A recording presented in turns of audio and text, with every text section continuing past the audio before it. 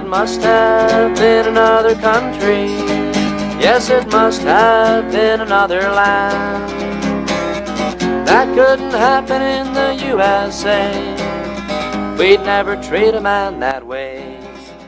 By now, everyone has seen this picture of George Bush and Richard Nixon planning the defense on the Watergate. And probably many people have seen this picture of George Bush standing in front of the Texas School Book Depository, being questioned by police as to what he saw when President Kennedy was assassinated. You'll notice there are various FBI agents, CIA agents, and police officers standing around talking to Bush. Next to Bush, I have laid this picture of Bush and Nixon in the White House. This is a forensic technique that investigators use in order to verify the identity of an unknown person in a picture. You match the skull shape, the hairline, the chin, the nose in the two photos, as was done in the famous book Coup d'etat in America by Michael Canfield and A.J. Weberman. This series of photos in the book proves beyond a shadow of a doubt that the actual assassins of John Kennedy were E. Howard Hunt and Frank Sturgis. In the same vein, we're attempting to prove that this is a picture of George Bush standing in front of the Texas School Book Depository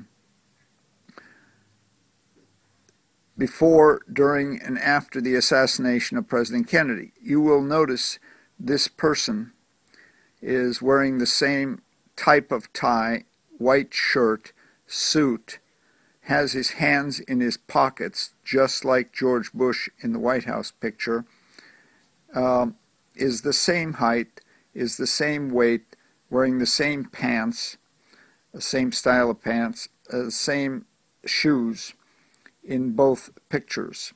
This is very strong evidence to suggest that this is a picture of George Bush in front of the Texas School Book Depository during the assassination of President Kennedy.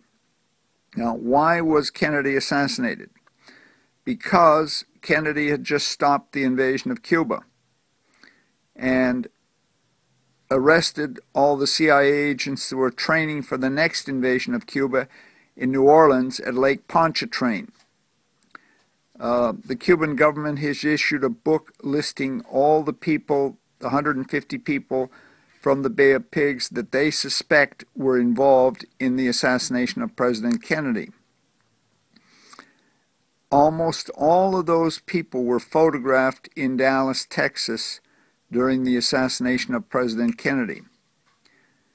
The other reasons why Kennedy was assassinated was because he issued U.S. notes and called for the abolition of the Federal Reserve in order to, and he printed these U.S. notes to stop the British bankers and the private banks from destroying the U.S. economy. So George Bush, whose father, Prescott Bush, was on the U.S. Senate Banking Committee, was very interested in maintaining the Federal Reserve and ripping off the United States. President Kennedy wanted to abolish the Federal Reserve and put the U.S. back on the silver standard and the gold standard and producing things of value. So this, we believe, is George Bush. Now, George Bush was asked where he was the day Kennedy was assassinated, and he said, "I cannot remember where I was." But funny thing is, he called the FBI and reported a guy named Parrott as being one of the people who had assassinated President Kennedy. Just before this picture of him was taken, proving that he was in Dallas, Texas, and was trying to manipulate the investigation of the assassination of President Kennedy.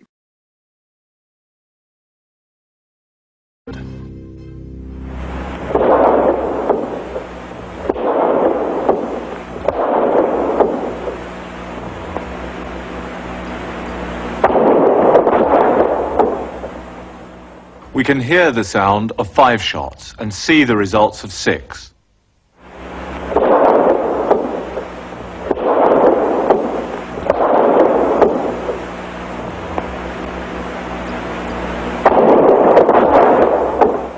The weight of the evidence indicates that there were 3 shots fired. But there were 6 shots.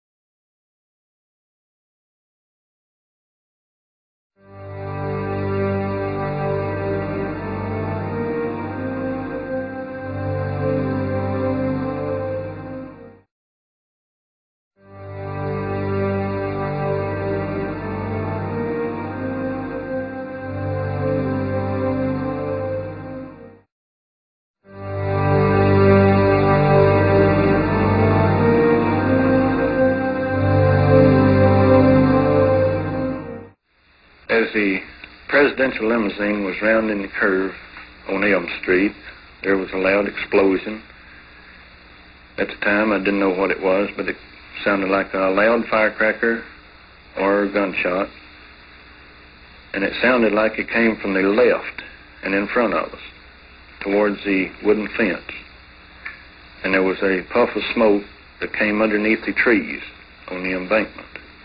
I was talking with a patrolman Foster at the time, and as soon as we heard the shots, we ran around to the wooden fence. And when we got there, there was no one there, but there was footprints in the mud around the fence, and there was footprints on the wooden 2x4 railing on the fence.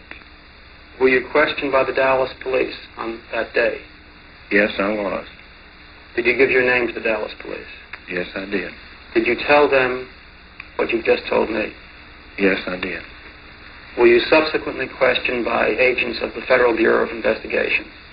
About a month later, I was questioned by the FBI. Did you tell them what you told me and what you told the Dallas police? Yes, I did. Were you ever called as a witness by the Warren Commission? No, sir, I wasn't. Where were you on November 22nd, Mr. Todd? I was standing on the underpass, Commerce Underpass in Dallas, Texas. Were you there alone? No, I was along with 3 friends of mine. Railroad men? Yeah, all railroad men. Mr. Holland was one of them. That's right.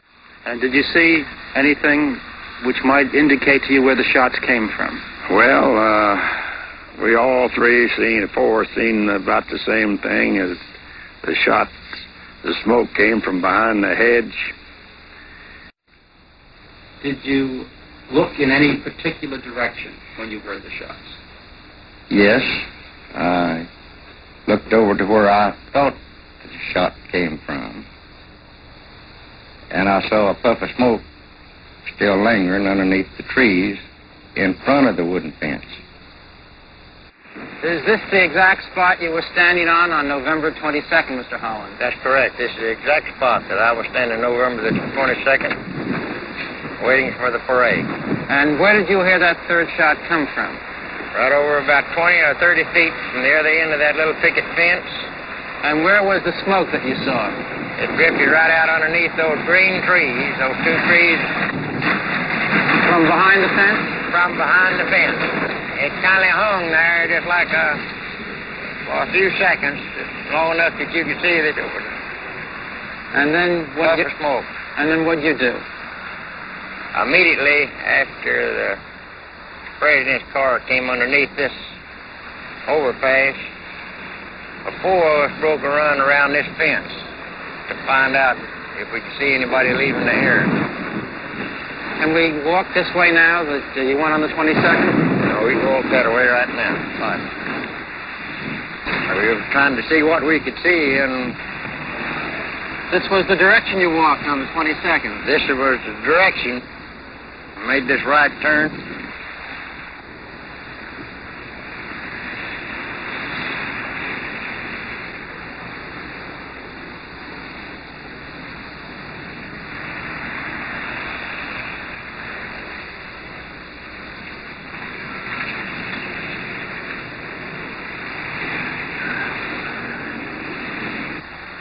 jumped this steam line, this pipe, and one man right behind me jumped, and another one jumped right on top of him.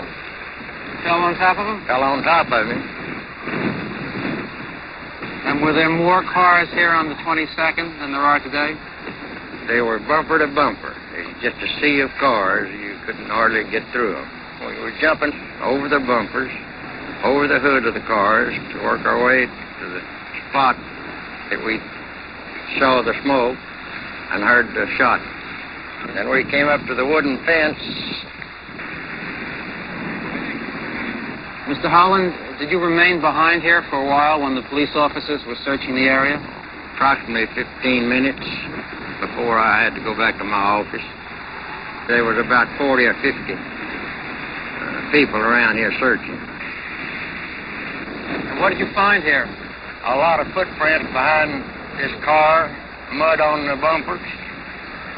And I looked around to see if I could find some empty shells or any evidence of a shot being fired and the bullet shell rejected from the gun.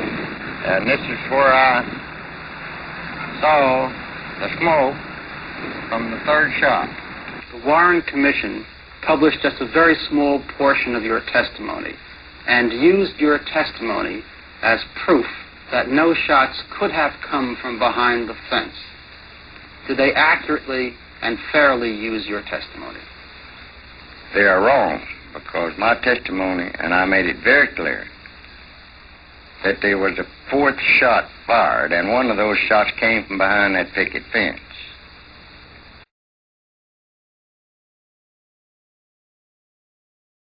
I just saw smoke coming out, and a motorcycle stolen leap off his machine and go up towards that smoke that come out from the trees on the right-hand side of the motorcade. It looked like a little haze, like somebody had shot firecrackers or something like that. Could you tell me how many shots?